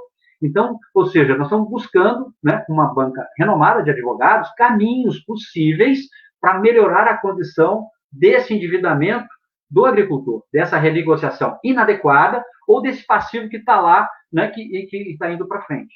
Acho que é nesse sentido. Eu gostaria de fazer só uma intervenção, se possível, doutora Lorena, complementando ao que o doutor Enio expôs. É bem claro isso, né? O problema nosso, também como o doutor Ademar colocou, é que essas renegociações, esses contratos são feitos de forma individual. O doutor Gilberto expôs isso, é feita de forma individual. Então, quem vai negociar, o produtor que vai negociar, como o doutor Gilberto muito bem colocou, vai negociar com pessoas extremamente habilitadas e que têm o interesse de mostrar que não pode ser feito, quando, na realidade, o caminho teria que ser o inverso. O banco, como instituição de crédito, teria que fazer o seu papel social e mostrar, sim, vias facilitadoras da renegociação, e não obstáculos. Então, o que nós observamos no dia a dia é exatamente isso, né? Eu estou dizendo de uma forma generalizada, com crédito de todas as naturezas. O que se busca, junto às instituições, infelizmente, é dificultar a renegociação, né? E impor ao devedor uma forma cada vez mais difícil de se cumprir. E um detalhe importante, uma coisa que eu vou dizer para vocês, que realmente acontece: o banco não quer judicializar, o banco não quer discutir isso judicialmente. Não é interessante para o banco fazer isso. Então, quando você busca a via judicial, né, acontece muitas das vezes a gente conseguir realizar aquilo que não se realizou via administrativa. Eu não estou querendo dizer com isso, não estou querendo motivar a judicialização de discussões. Se existe a possibilidade, se a instituição abre a possibilidade de negociar, deve ser feita, sim, deve-se buscar essa negociação, mas não deve ser feita de forma sem um amparo técnico, legal, para que a pessoa realmente possa obter aquilo que é direito dela. Vou dar uma complementada aí no que o doutor Joci falou. E isso também depende muito de gerente. Tem agências, por exemplo, que são fabulosos. Eles estão prontos para negociar, prontos para atender, se esforçam ao máximo. E tem agências que não estão nem aí. Eu vou executar meu papel, 5 horas eu vou para casa e PT saudação. Tem agência que responde, elas fazem o possível e o impossível para poder acertar as dívidas do produtor rural. Eu tenho só um dado a mais, que é a pergunta do nosso parceiro aí de live, do setor do leite. Ele disse o seguinte: e as representações, como é que podem ajudar, né? Assim, isso que é muito importante, gente. O produtor rural, ele até tem muitas entidades, né? Pelo que a gente enxerga, tem associações, tem sindicato, tem cooperativas, né? Federação. Então, assim, tem federação, tem recurso que circula por boa parte dessas entidades e que devem ser dado o caráter de fortalecimento da alma desse produtor, né? Fortalecimento da dignidade dele. Então, assim, o que deve fazer? Deve essas entidades, ou sozinhas, ou se juntarem, assim como surgiu o Fundo Garantidor Solidário, cria um setor técnico solidário, né, que pode subsidiar a todos, né, independentemente do próprio agricultor querer optar por ser um advogado. Ele tem um advogado que ele gosta, que ele confia lá na cidade dele. O importante é que ele esteja sempre orientado pela sua entidade, no mínimo orientado, a não sentar numa negociação desamparado. Consulte antes, se oriente antes, leve a colinha na mão, né? Leve aquela cola na mão. O que seu advogado, o que seu consultor falou para você que você não deve entrar, ou você deve perguntar antes, porque senão, realmente, se a entidade não conseguir fazer esse mínimo, né, que é pedir a esse produtor que se consulte antes de levar o seu problema para o banco, né, a gente vai entender que nós vamos continuar fazendo essa live o ano que vem, nos outros anos, e o produtor não vai ter o amparo legal. E as entidades podem mais. Elas podem fazer representação no MP, tanto estadual ou federal, conforme o conteúdo da denúncia, né, conforme a vinculação daquele banco, se é um banco estadual, se é um banco federal. Né? Ela pode fazer outros tipos de denúncia, porque ainda nesse país, algumas práticas, né, ofensiva à dignidade humana é princípio constitucional, tá, gente? Quem acha que ainda pode continuar passando a perna porque está um discurso meio de que ninguém vai respeitar nada de ninguém hoje em dia, mas eu vou dizer, tem Constituição ainda, ela existe, e ela não está disponível para que seja jogada no lixo sem que tenha uma outra ordem constitucional, né, um outro momento em que o parlamento vai criar uma nova Constituição. Mas essa é que está aí, e o MP sabe disso. Né? Nós sabemos disso. Então, as entidades têm muito a contribuir com o produtor nessa parte também. Só complementando, assim, doutora Lorena, eu achei, assim, muito interessante essa última parte. Estou vendo alguns comentários, é isso aí, o caminho é a judicialização. Na verdade, parece que às vezes encurta. Quando a gente fala o acompanhamento jurídico, muitas vezes não vai chegar nem a judicializar, é para que o produtor não fique refém. Ou seja, um bom acompanhamento jurídico, ele pode fazer um bom acordo. É o que não está acontecendo. Né? O agro virou negócio, por isso o agronegócio. Né? Nós crescemos muito nos últimos 40 ou 50 anos. Então, o agro está sujeito a muitas legislações.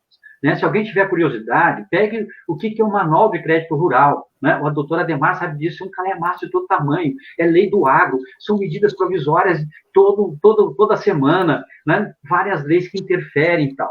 Então, há uma necessidade. O agro virando negócio, há necessidade de ter esses perfis. Né? Às vezes a gente entende, o Ademar é engenheiro florestal, eu sou engenheiro agrônomo, agricultor, né? A gente entende muito de produzir do dentro da porteira. Né? Mas o agro é influenciado por um aparato de coisas, né? Dentre as quais a legislação que é de fora. E tem que ter gente competente nas suas áreas nos auxiliando em boas negociações. Né? Não quer dizer que nós vamos para um embate jurídico, mas nós vamos bem acompanhados juridicamente para fazer uma boa negociação. Esse é o espírito da nossa live, da nossa conversa. Não é que vamos chegar lá já judicializar de qualquer maneira. É um bom acompanhamento do produtor para fazer uma boa negociação, um bom termo. Né? A vida é assim. Né? Quando você faz uma boa negociação, não dando, aí, esse é o último caso, né? Nós vamos fazer uma judicialização, mas em todo o processo, tendo um acompanhamento de profissionais, né? Para fazer uma boa negociação. Perfeito, Enio. Eu ia fazer justamente essa colocação. Eu acho que você fechou todo o nosso evento agora com esse comentário, com chave de ouro. Algumas outras perguntas a gente se disponibiliza a respondê-las posteriormente, diretamente para quem fez a pergunta, tá? Fica o nosso compromisso aqui com vocês. E agora nós vamos passar, para encerrar essa live, a fazer os sorteios. Os sorteios são 5 exemplares desse anuário do Agronegócio Capixaba, que é lindíssimo, essa capa ficou perfeita, maravilhosa, parabéns para o artista, da revista Safra Espírito Santo, né, que foi quem editou, e um kit de festa junina da Dona Ziza. Tem muitos quitutes gostosos, eu pessoalmente já provei, é delicioso e recomendo. Ainda estamos em julho, então festas julinas ainda estão acontecendo. Nós vamos colocar agora aqui todas as pessoas que que fizeram o cadastro previamente pelo site. A gente fez um apanhado, uma lista com todos os nomes, e agora a gente vai gerar um sorteio automaticamente, é uma ferramenta online também, que por meio do número ou do nome da pessoa, gera o nome da pessoa sorteada aqui. Agora a gente vai tentar fazer esse compartilhamento de tela para que todos acompanhem o sorteio que vai sair aí. Vamos ver quem vai ser o primeiro. Ó, primeira sorteada do exemplar do Agronegócio Capixaba é a Camila Saltini Miller. Parabéns, Camila. Você vai receber aí na sua casa o exemplar. Vamos agora ao sorteio do segundo exemplar do anuário. Vamos botar mais uma vez na tela aí para aparecer o segundo nome do ganhador.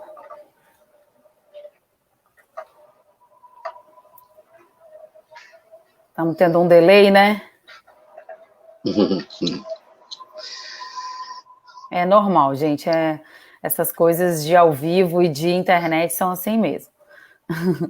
Então, vamos lá. Ó, o segundo foi o seu Messias Oliveira. Também ganhou mais um exemplar do anuário da Agricultura Agropecuária Capixaba. Parabéns. Consegue já jogar o terceiro? Isso. Pede para o Jean não tirar a tela, não. Deixa ele manter a tela aberta. Deve ser a metodologia lá que não deve estar permitindo manter, né? Mas na hora de sortear o terceiro, eu volto aqui para que todos acompanhem ao vivo mesmo o clique e o sorteio do nome que vai aparecer. Lembrando que é tudo agora, tudo ao vivo, são 8h10 da noite. Ultrapassamos um pouquinho aí o tempo, né, Enio? Mas vamos lá, senhora... Não, normal, o tempo tá bom, foi animado. O Wilzinete Jesus de Oliveira. O Wilzinete, parabéns, viu? A senhora também acabou de ganhar mais um anuário do Agronegócio Capixaba. E vamos para o último, né? O sorteio do anuário. Sorteamos... Não, tem mais 2, né? Esse é o quarto. Marcos Mendes Biel. Ou Biete, é um T ou um L aqui, eu não consigo enxergar, tá pequeno para mim. Biete. Marcos Mendes Biete é o quarto sorteado, e agora o último exemplar daquele anuário vai para...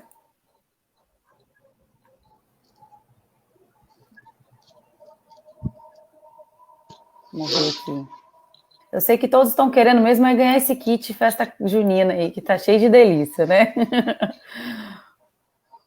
O último é o Marcos Antônio Oriete. Parabéns, Marcos. Você levou também mais um exemplar do anuário do Agronegócio Capixaba. Depois a gente vai fazer contato com todos vocês para pegar endereço e combinar as formas de retirada ou de envio, tá bom? Desses exemplares. E agora o sorteio do kit de festa junina da Dona Ziza, que é maravilhoso, delicioso para você fazer o seu arraiá dentro de casa. Vamos ver quem vai ganhar essa cesta cheia de delícias.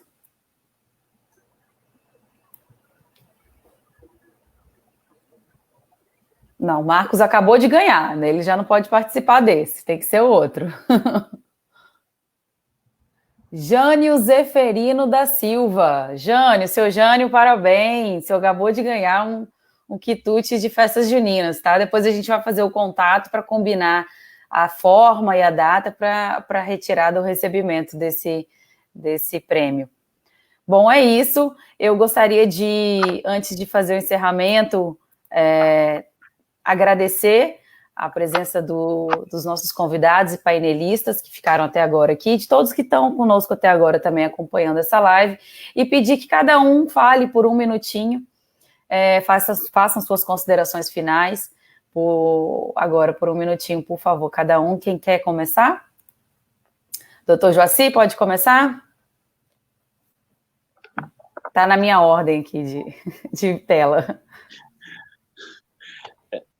Bom, agradecer mais uma vez a oportunidade de estar com vocês, com pessoas que trouxeram esclarecimentos muito importantes para essa fatia, né, da nossa economia, né, tão importante. O produtor rural, aquela pessoa que produz, que às vezes se sente realmente desprotegido, né? Doutor Enio e doutor Ademar deixaram bem claro isso, né? A preocupação nossa é exatamente com aquele produtor que não tem esse amparo, não tem essa proteção legal que poderia ter. O produtor grande, as linhas de crédito não estão dificultadas, ele tem a proteção jurídica própria. Então, a preocupação nossa é com aquele produtor pequeno, aquele que fica desamparado, aquele que realmente perde a sua propriedade, perde os seus bens, em função de um débito, de uma dívida que ele poderia, sim, receber o tratamento devido. Então, agradecer a oportunidade ao doutor Gilberto, doutor Lorena, e parabenizar o doutor Enio e o doutor Ademar também por ter nos dado essa grande parcela de conhecimento, né? E boa noite a todos que nos têm acompanhado. Obrigada. Doutor Gilberto, por favor. Você está com o microfone no mudo. Eu quero agradecer e parabenizar a Associação Agricultura Forte. Estou dizendo isso porque uma das funções que eu disse aqui na minha palestra, que deveria ser de uma entidade, era incentivar, orientar os seus produtores. O esforço da associação não é pequeno. Ela já fez uma live sobre esse dilema com a OAB. Então, ela está procurando instrumentos, né? Agora, nos sentimos muito honrados, inclusive, pelas palavras dirigidas a nós, como grandes especialistas, né? Agradeço ao Enio pelas menções, e por convidar-nos a debater esse tema que é muito caro para nós. Nós, agora que vivemos um momento de pandemia, nós vimos o quanto que foi importante ter sido abastecido o supermercado e as nossas casas. né? Nós vimos, aqui duras penas, o setor de logística na área, né, do mercado, do negócio de agricultura, né, os plantadores, né, e toda a estrutura que tem por trás para poder atender a nós numa pandemia. Então, não podemos olhar para esse setor como algo em que o próprio produtor fique refém. Parabéns à Associação Agricultura Forte e, Enio, meu amigo, uma honra, hein? Uma honra estar contigo. E, Ademar, um prazer muito grande em conhecê-lo. Conheci seu irmão, como eu te disse, em uma outra oportunidade, através dessa competente consultoria de projetos para o agricultor, para financiamento. Tá? Um grande abraço para vocês todos. E como eu não posso deixar de cumprimentar a Dona Ziza com seus quitutes maravilhosos, né? A primeira vez que ela atende a gente numa live, né, doutor Joaci? Ela tem trazido para nós essa possibilidade, né, de mostrar para todo mundo o trabalho dela, que é maravilhoso, mas, ao mesmo tempo, engrandece a nossa live. Parabéns, dona Ziza, e obrigado pela cesta aí de quitutes da roça, de quitutes caseiros. Complementando os agradecimentos, eu gostaria de agradecer aqui a revista Safra Espírito Santo, por ter cedido esses exemplares dos anuários, do anuário do agronegócio capixaba, que foi tão bem feito, redigido, escrito, montado, e com uma capa tão linda, igual ficou. Parabéns, e muito obrigada. Eu cedo a palavra agora ao senhor Enio Bergoli, para saudar a todos os que estão até agora nos acompanhando. Enio, por favor. Mais uma vez, eu queria assim, agradecer de forma muito especial mesmo, em primeira mão, as pessoas, né, que participaram, né? Ou seja, tivemos muitas participações no debate de alto nível. Registrada a dificuldade, né, que nós do agro temos com esse tema tão complexo, e aí preciso fazer um agradecimento também a uma pessoa muito especial, né, que aproximou o escritório, né, do Dr. Gilberto, com a Agricultura Forte, comigo, com outras pessoas, que é o Dr. Pedro Galvez, né? Ele, numa conversa com o Dr. Gilberto lá atrás, que encontraram, ele viu isso, chegou, conversou comigo, vamos dar uma luz, pelo menos trazer uma luz para os agricultores que estão em dificuldade. E aí nós ficamos trabalhando quase que, acho que um mês nisso, né? Primeiro conversando, como é que faríamos e tal. Então, assim, agradecer o Pedro pela ideia, né, que a gente, dessa live. Cumprimentar e agradecer de forma muito especial os 3 advogados que estão aqui, né, a doutora Lorena, doutor Gilberto, doutor Joaci. Conversei com o doutor Joaci por telefone também. Eu acho que nós cumprimos o nosso objetivo. O objetivo era esse, realmente, né, de debater um tema complexo, né, que está realmente afetando uma parcela significativa dos agricultores, né, e eu acho que trouxemos um pouco de luz, né, e esse era o objetivo. Do ponto de vista nosso, nós estamos à disposição para, de repente, fazer outras lives mais focadas em determinado assunto. Essa foi só para abrir o leque, para falar que, né, nós temos alguns remédios, né, a luta é difícil, mas há caminho. Então, agradecer muito a todos, em especial, né, aos nossos 3 advogados, e ao doutor Ademar Zanotti, que é um companheiro de longa data, né, um especialista em crédito, tem importantes contribuições. Acho que todos nós nos complementamos. Uma noite muito feliz para mim. Queria agradecer a nós todos aqui participantes, fundamentalmente, né, que participamos ativamente da live, mas fundamentalmente quem se dispôs a ficar aí 1h30 ou mais conversando com a gente. Muito obrigado. Boa noite a todos. Obrigada. Seu Ademar, para fazer o fechamento e também representando aqui como diretor da Associação Agricultura Forte, que é um setor que representa vários produtores rurais aqui no estado, e que teve, né, essa sensibilidade de nos contactar, nos propor participar desse evento, nos convidar para estar aqui hoje. Por favor, fechando, então, com as suas palavras, Ademar Zanotti. Bem, Lorena, eu queria te parabenizar pela condução, né, foi muito, muito oportuno e eficiente. Ao doutor Gilberto, doutor Joaci, foi um prazer conhecer vocês e obrigado pelos ensinamentos. Doutor Enio é meu professor, né, uma pessoa que está sempre à disposição, mas eu queria aqui deixar um agradecimento a umas pessoas que são batalhadoras e que lutam incessantemente para que o agro seja, como diz um amigo meu, o alimento das crianças da manhã depende da gente, que é o presidente da associação, João Bayer, incansável, e os diretores, Edivaldo Permagnani, o Guto, Fontana e o Renato. E a Fernanda, que é também uma guerreira, ela está sempre na luta com a gente. Uma pessoa, sem ela a gente não anda. Eu nunca vi uma pessoa com tanta paciência para aguentar tanta coisa igual essa menina aguenta. Haja paciência. E agradecer a vocês todos por essa oportunidade. E a todos os produtores que estão segurando a pandemia, né? Então, eles são motivo da nossa alegria e a gente tem que reverenciar esse calo na mão desse pessoal. Muito obrigado a todos. Isso aí, parabéns pelo dia, né, do produtor, que na verdade tem que ser comemorado todos os dias. A gente agradece sempre o esforço de vocês e o alimento que a gente come fresquinho, a saladinha deliciosa, tudo realmente graças ao trabalho, ao suor de todos os dias de vocês, produtores. Doutor Gilberto, quer fazer mais um comentário? É só um comentário que foi a semana do produtor. Nós, no sábado, tivemos o dia do agricultura familiar, né, Enio?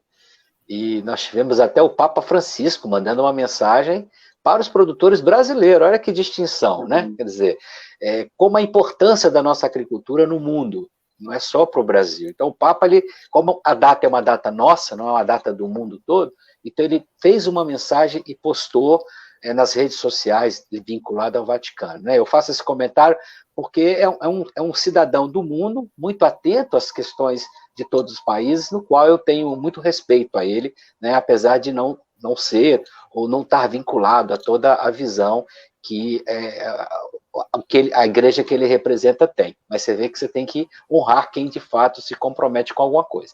E dentro desse sentido, uma semana de comemoração fecha, Enio, com essa live que eu acho que é muito importante mesmo. Isso aí. Então é isso, ficamos por aqui, agradecemos a todos que permaneceram conosco até agora. Qualquer coisa, estamos à disposição para esclarecimentos de outras dúvidas que porventura surgirem. Nossos contatos estão aqui na nossa página do Face, de todos os que participaram também, nós vamos deixar aqui. Agradecemos especialmente mais uma vez a Agricultura Forte, ao doutor Enio Bergoli, ao doutor Demar Zanotti, doutor Gilberto Álvares e doutor Joci Viana. Obrigado por compartilhar comigo mais esse evento de grande valia. Fico muito honrada e muito feliz. É isso, um beijo a todos, boa noite e até o próximo. Tchau, tchau.